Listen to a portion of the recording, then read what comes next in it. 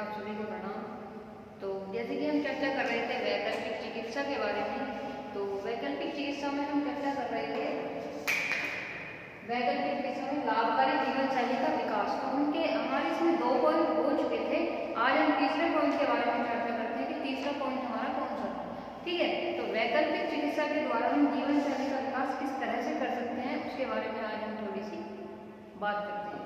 ठीक, तो जो हमारे 2 पॉइंट हो चुके थे, इससे अगला जो पॉइंट है हमारा वो है क्रमबद्ध जीवन का विकास। ठीक है, क्रमबद्ध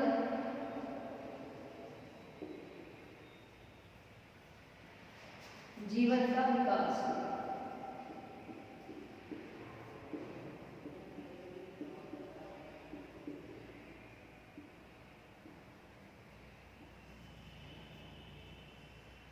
क्रमबद्ध जीवन का विकास तो प्रकृति के द्वारा हम वैकल्पिक चिकित्सा द्वारा हम करते हैं। ठीक है, तो वैकल्पिक चिकित्सा में क्या बताया है, क्रमबद्ध जीवन का विकास किस तरह से हम कर सकते हैं। तो उसमें बताया है कि प्रकृति जो होती है वो नियमों से बंधी हुई होती है।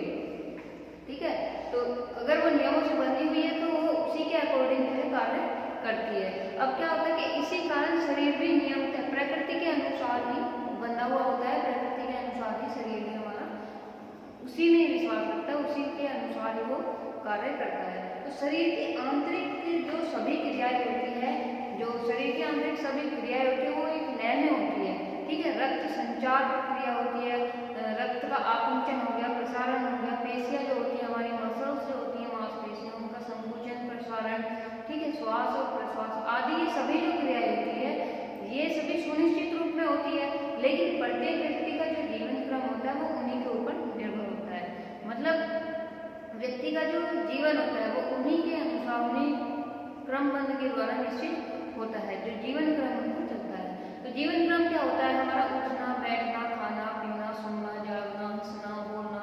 ठीक है, तो ये सभी कार्य होते हैं, योग्यता का विकास करना, सभी जो कार्य होते हैं सभी का एक क्रम होता है कि उठ रहे हैं बैठ रहे हैं, इनका भी एक क्रम होता है कि हम किस तरह से उठ रहे हैं, किस तरह से बैठ रहे हैं, खा रहे हैं, पी रहे हैं, या हम जो भी कोई भी अपने शरीर द्वारा कोई भी क्रिया कर रहे हैं, तो उनका सभी का एक क्रम होता है। ठीक है, तो आदि व्याधियां जो होती है इनके अव्यवस्थित होने से फलश्रुति होती है। तो अगर हमारे शरीर में किसी भी प्रकार की व्याधि उत्पन्न हो जाती है तो हमारा शरीर का जो संतुलन होता है वो बिगड़ जाता है, मतलब कि शरीर हमारा असंतुलित हो जाता है। तो तब भी जब हमारा शरीर किसी व्याधियों से ग्रस्त होता है तो शरीर किसी भी तरह की कोई क्रिया करने में सक्षम नहीं होता है।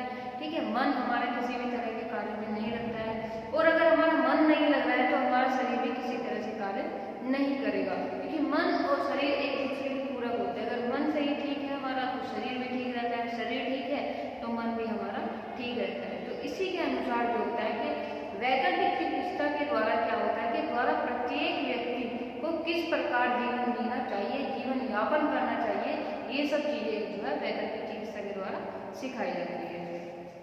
तो इसमें क्या क्रमबद्ध जीवन के विकास में क्या है, वैकल्पिक चिकित्सा जो होती है वो व्यक्ति को उसके क्रमबद्ध तरीके से जीने का, जीवन यापन कैसे करना चाहिए वो उस तरह से उसको सिखाती है। ठीक है, अब आगे चलते हैं हमारा मन तथा शरीर दोनों की चिकित्सा।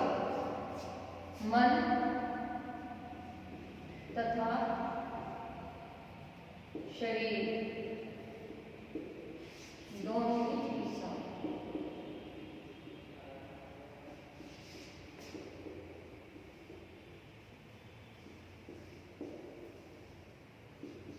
और मन शरीर दोनों की चिकित्सा एक साथ कैसे करते हैं।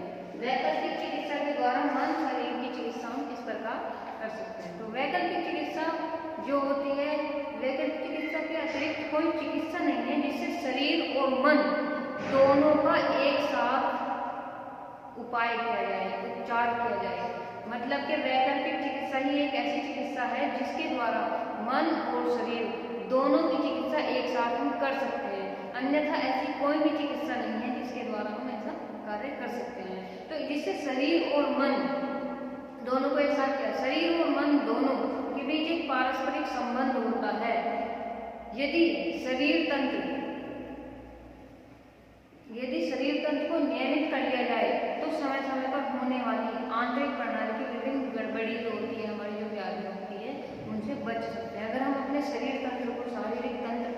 तंत्र को हम ठीक कर सकते हैं। तो अगर हमारा शरीर ठीक रहेगा तो जो आने वाली भविष्य में जो बीमारियां, जो आदि और व्याधियां होती है, जो भी कुछ गड़बड़ी होती है हमारे शरीर के अंदर, तो हम उनसे बच सकते हैं, उनका हम पता लगा सकते हैं कि क्या कार्य हमारे अंदर होने वाला है। ठीक है, तो उन सब व्याधियों से बचा जा सकता है। शरीर संस्थान को स्वस्थ और निरंतर रखने का तंत्र जो होता है प्रतिरक्षा प्रणाली है। तो शरीर को स्वस्थ रखने का और निरंतर उससे कार्य लेने का जो तंत्र होता है प्रतीक्षा प्रणाली होती है। प्रतिरक्षा जो प्रणाली होती है यह पूरी तरह से मन के अधीन होती है। ठीक है, शरीर की एक जो तंत्रिका तंत्र होती है, वो जो प्रतिरक्षा तंत्र जिसे हम कह रहे हैं, वो प्रतिरक्षा तंत्र जो होती है वो मन के अधीन होती है। तो पूरी तरह से मन के अधीन होगी तो मन यदि स्वस्थ रहेगा तो शरीर भी हमारा स्वस्थ रहेगा। और अगर हमारा मन किसी वजह से खराब हो जाता है तो हमारा शरीर भी अनेक व्याधियों से ग्रस्त हो जाता है। ठीक है, तो अगर शरीर ठीक रहेगा तो मन भी ठीक रहेगा, मन शरीर ठीक रहेगा तो हमारा शरीर भी ठीक रहेगा। तो मन का उद्भव क्या होता है? आत्मविश्वास से होता है। अगर मन के अंदर हमारा आत्मविश्वास है तो गीता के अनुसार क्या कहा गया है? तो मन 8 आधारभूत तत्वों में से एक है। जो हमारा ये मन होता है कि भगवत गीता में बताया गया कि 8 आधारभूत तत्व बताए गए हैं। आधारभूत तत्व जो कौन से है वो हम बताते हैं। 8 आधारभूत तत्व कौन कौन से हैं? ठीक है, आधारभूत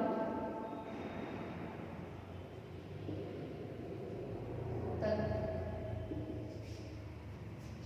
तो पहला है हमारा पृथ्वी, जल, अग्नि, वायु, आकाश। ठीक है, 5 तो हमारे ये हो गए। और फिर होता है हमारा अधोमन, बुद्धि और अहम। अधोमन,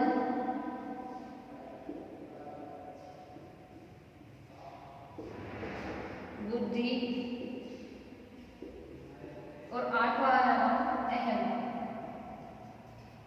तो भगवत गीता के अनुसार जो है आधारभूत तत्व जो बताए गए हैं हमारे, ये भगवत गीता के अनुसार 8 तत्व बताए गए हैं।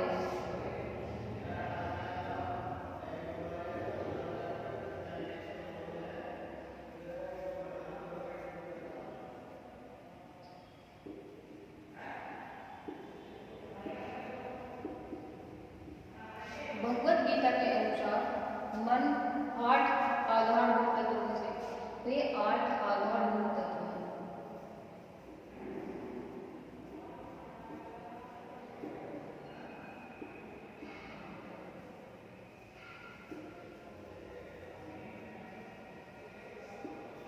ठीक है, तो ये 8 हमारे जो मन जो होता है, अब हम मन के बारे में थोड़ा सा, तो इन आधारभूत जो हमारे 8 ये अहम चीजें होती हैं हमारी, इनमें से एक तत्व माना गया है जो मन होता है। ठीक है, तो मन जो होता है इंद्रियों और बुद्धि के बीच एक कड़ी का काम करता है। मन जो हमारा होता है, हमारी जो इंद्रियां होती है और जो हमारी बुद्धि होती है, ठीक है, तो उसके बीच में एक कड़ी का कार्य करता है।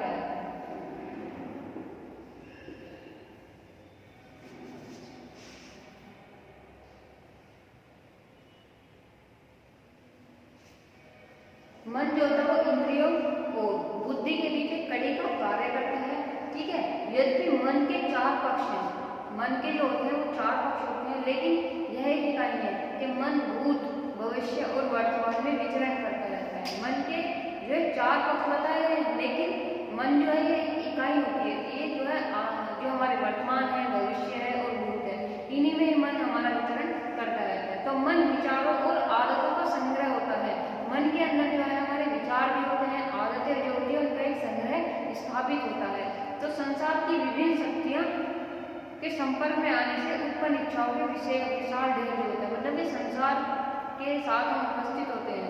संसार की जो विभिन्न शक्तियां होती है, तो संसार में जो शक्तियां होती है उनके संपर्क में आने से अनेक इच्छाएं जो उत्पन्न होती है, और इन उत्पन्न इच्छाओं को एक विशाल ढेर जो बन जाता है, तो उसको क्या कहते हैं? मन कहते हैं। मतलब कि एक बहुत सारी इच्छाओं का एक जगह संग्रह होना, कोश जिसे बोलते हैं, कोश होना, उसको मन कहा जाता है। क्योंकि मन का स्वभाव ही ऐसा है कि वे सांसारिक हलचलों के कारण उत्पन्न भावनाओं, ठीक है, सांसारिक हलचलों और उत्पन्न भावनाओं को संग्रहित करता रहता है। तो मन के 3 प्रकार के कार्य होते हैं। मन के जो होते हैं हमारे 3 प्रकार के कार्य होते हैं। मन के 3 प्रकार के कार्य होते हैं।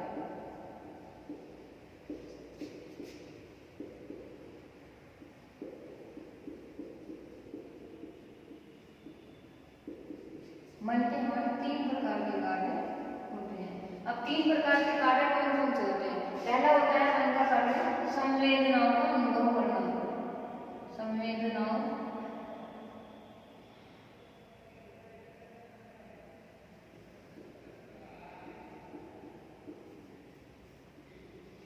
संवेदनाओं का अनुभव करता है।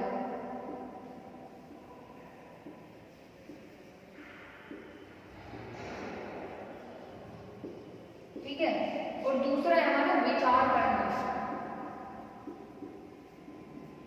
विचार करना। और तीसरा है हमारा संकल्प करना।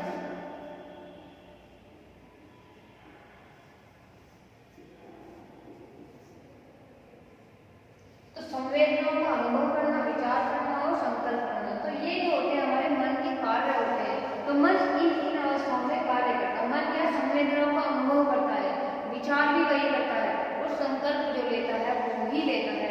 तो मन के जो है हमारे लिए इतने सारे कार्य होते हैं। इन सभी की 3 अवस्थाएं होती है। 3 अवस्थाएं होती है सक्रिय, निष्क्रिय और निरपेक्ष या तटस्थ। ठीक है, 3 अवस्थाएं इनकी होती है।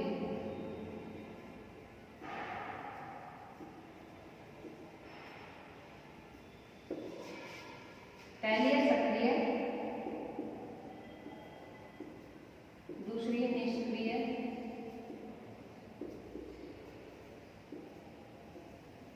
तीसरी है निष्पक्ष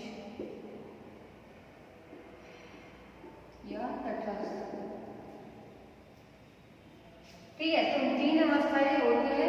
अब इनमें क्या होता है, तो मन के भी 3 पक्ष होते हैं। एक तो होता है चेतन, अचेतन और अतिचेतन या अवचेतन। ठीक है, मन के 3 पक्ष।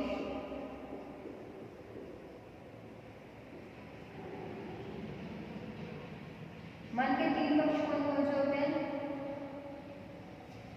पहला होता है चेतन, एक होता है हमारा चेतन मन। ठीक है, दूसरा है हमारा अचेतन,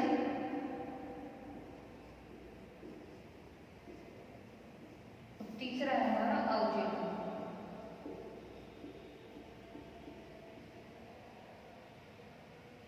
ठीक है, तो मन के हमारे 3 पक्ष हो गए, चेतन, अचेतन और अवचेतन। मन की जो एक अवस्था होती है, मन हमारा इन अवस्थाओं पर भी कार्य करता है, क्योंकि मन जब चेतन अवस्था में होगा तो हम सभी कार्य कर लेते हैं।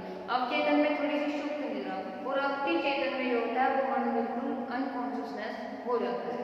ठीक है, तो भौतिक शरीर एक ऐसा उपकरण है जिसके द्वारा मन शरीर की 5 ज्ञानेंद्रियों की सहायता से, भौतिक शरीर का एक ऐसा संबंध है या भौतिक शरीर जो है एक ऐसा उपकरण है जिसके द्वारा मन जो है शरीर की 5 ज्ञानेंद्रियों की सहायता से शारीरिक या सांसारिक वस्तुओं का अनुभव प्राप्त करता है। तो मन जो होता है वो शरीर की 5 ज्ञानेंद्रियां होती है हमारी, आंख, नाक, जीभ और त्वचा।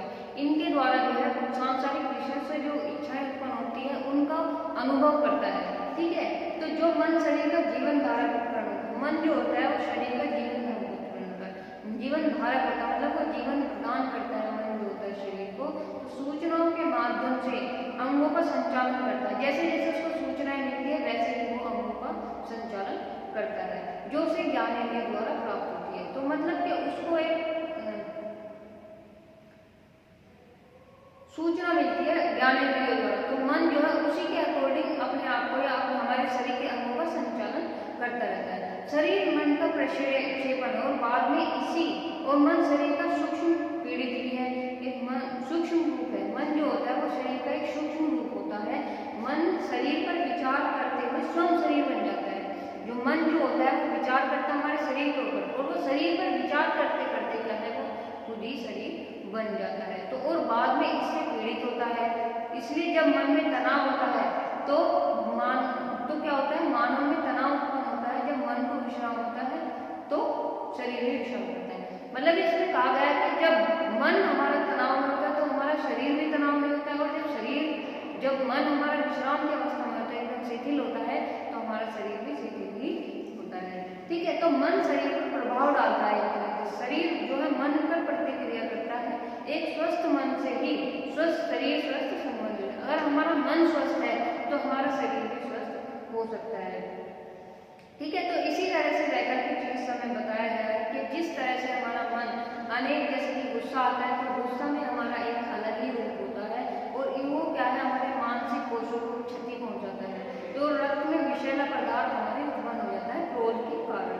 तो स्नायु जो प्रणाली होती है हमारी, उसको आघात लगता है, पाचन रसों का निकलना बंद हो जाता है, शरीर की ऊर्जा नष्ट हो जाती है। तो क्रोधी व्यक्ति जो है एक रोगी ही कहलाता है। तो वैकल्पिक चिकित्सा में शरीर के शुद्धिकरण के साथ मन की एवं विचारों के शुद्धिकरण पर समान रूप से बल दिया जाता है। तो वैकल्पिक चिकित्सा में क्या है, हमने शारीरिक शुद्धि के बारे में हमने पढ़ा था। तो मन क्या है, शारीरिक शुद्धि के साथ साथ जो हमारा मन होता है, मन उस पर भी कार्य करती है हमारी ये चिकित्सा। तो मन के विचार जो अशुद्ध हो चुके हैं उनको शुद्ध करने का कार्य भी वैकल्पिक चिकित्सा करती है। तो इसलिए वैकल्पिक चिकित्सा को कहा जाता है कि वैकल्पिक चिकित्सा शरीर और मन दोनों की एक साथ चिकित्सा कर सकती है, और ऐसी कोई चिकित्सा नहीं है जो मन और शरीर को एक साथ उनकी चिकित्सा कर सके, उनका उपचार कर सके। तो वैकल्पिक चिकित्सा के द्वारा जो है हमारे जीवन शैली जीने के विकास के तौर पर उसे लाया जाता है।